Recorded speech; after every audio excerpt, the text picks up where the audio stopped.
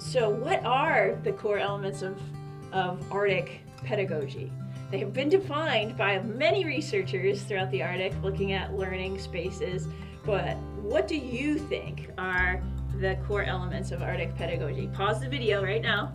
I want you to write down as many core practices and principles that you think apply to good K-12 science learning experiences, or STEM or STEAM learning experiences in the Arctic.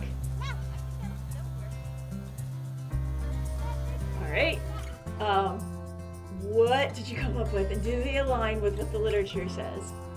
We have a long list of references for all of these principles and practices that people across the Arctic, Indigenous and non-Indigenous scholars that are interested in Arctic education have come up with. Core elements, Elena? They're hands-on, Hands-on? minds-on. Hands-on, minds-on. Culture, almost all the references say, rooting it in the culture of that place is an important element of the Arctic pedagogy. You already mentioned this in prior videos, but community involvement. Yes. Inviting the local knowledge holders to be part of of it. the learning. Yes. And also getting the youth into the community, connection to place, so that's a piece of it. Seasonal rhythm, stories, Yes. and stories. language. And language. In many places there is a language teacher in the school for whatever the Indigenous language is of that place. And in urban communities, many of them are very multicultural across the Arctic, and so welcoming the use of the language of whatever, maybe it's Tagalog, Yes, maybe it's right. Spanish, or whatever the language is of that place, of those kids, making sure that that's honored and recognized. And elders. Yes.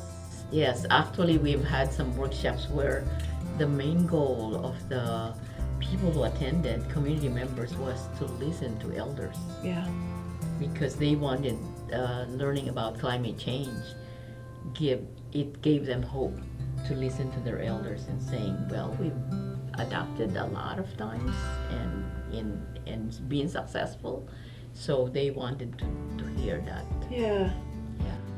The next one on our core elements list from the literature, digitalization. At first I was like, that's interesting, because there's a lot of challenges with digitalization, a lot of frustration sometimes. But having the digital aspect, a lot of the communities are calling for that so that their youth aren't left behind in a digital age. And also it creates new access.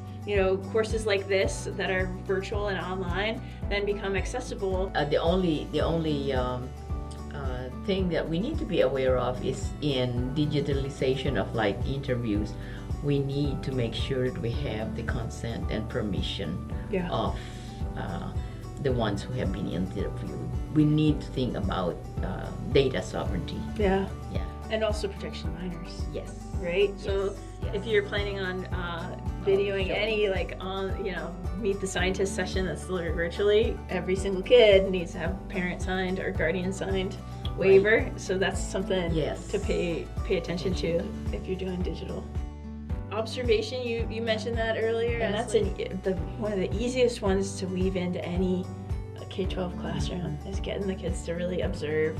Materiality, this one is an interesting one, like the actual thing, the being able to touch, similar to hands-on, but one step further from hands-on, if you're studying permafrost, actually touching the thing as a core element, or if you're studying the Pleistocene or whatever, you're actually touching the fossilized bones, the real thing. And then learning by doing, and it could be the actual practice of the science itself, but also activities related to it, right?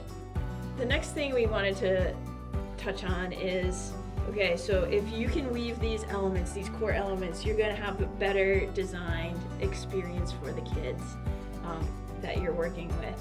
And the practices, the good practices that we use in co-produced science which is like, that's one of the golden words right now in Arctic research. It also applies to us in education spaces, Yes. co-production. Yes. And the 6 R's also apply, Elena. Relationship. Number one. We need to build and maintain trusting relationships. Yeah. I know that when I was a learner, I'm still a learner, but when I was younger, much younger, I needed to have that relationship with my teacher, whoever the teacher is, to kind of, so that I'd be open to what's being shared. And simple things like students are all in seats and desks, and if you have them doing an activity, very simple gestures, like going, crouching down to the level of the desk, like all those things matter for setting that tone of relationship. Respect, relevance, Reciprocity. Yeah. Respecting that the students are not an empty vessel. Right. That they have something to share with us. Yeah. And yeah. And back to the relevance. I think once you nail the priorities and pre-assessment, then the relevance becomes so much easier, because you actually understand what the kids are thinking and what they need to know. And that you can connect with what is relevant to them. Right. It makes it more meaningful then. Yeah. Representation. And representation. Yeah. So this one can be more challenging in the sciences today with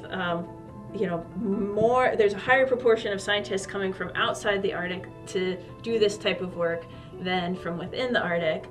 But just being mindful of who is saying the thing, Right.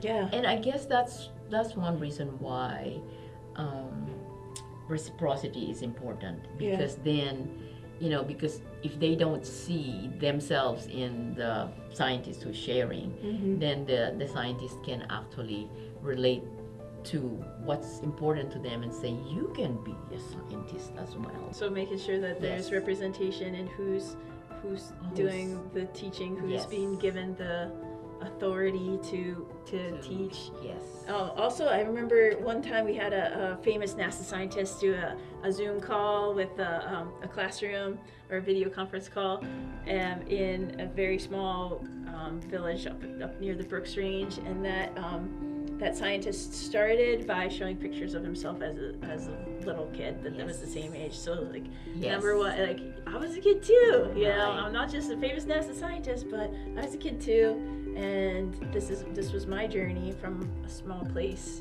to NASA, Right. So representing yourself as somebody who is not, on a pedestal. Yeah, totally. Right. And As then human, the responsibility, this is important in lots of different dimensions in Arctic education and outreach. Your responsibility to keep kids safe. Making sure that you have undergone your protection of minors training at your institution. That's a big responsibility. Your responsibility to be responsive to what that group needs. Right. What other dimensions of responsibility? In the equipment or the supplies that they're using, you need to have them be doing it in a safe way. Like if you're using acids, then they have to have the gloves and the goggles and all the safety lab training that we would have here. Have it be available for the students as well. Yeah. So these 6 R's are guiding principles not just for research relationships, but also for learning relationships. And they, you see some of these really notable authors who have defined it in the research space, and a few that have brought these into education space. So same practices apply.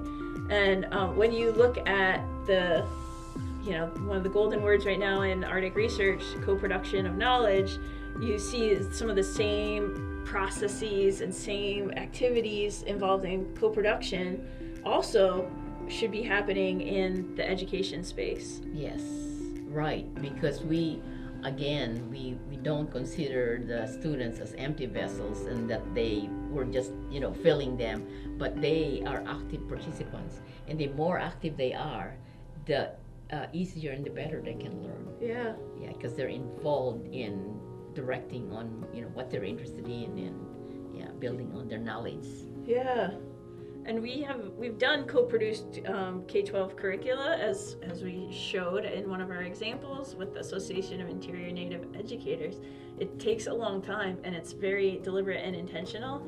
And we just wanted to show that like there are a spectrum of ways you can go about designing an experience, just like a spectrum of ways you can go about designing a research project.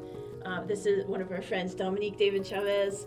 She went through and classified many projects, numerous projects. Yeah, throughout the entire world that were along the spectrum of co-production, from contractual and all the way to collegial, and then purely indigenous led research. Right. And you can see that the Arctic is doing a pretty good job in her analysis. We're kind of leading the way in co-produced research strategies.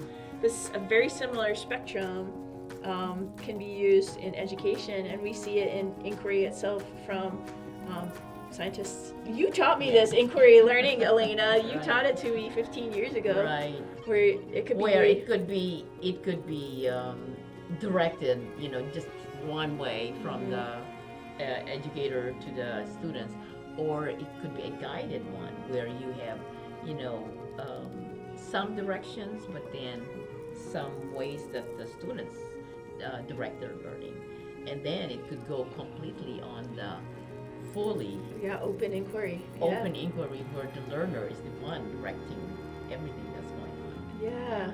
So it's really parallels the movement in Arctic research. And it is good to know that like not everything, you might not have enough time to do a full open inquiry or a fully co-produced curriculum project, and like maybe that is not that's okay. Yeah, that's okay.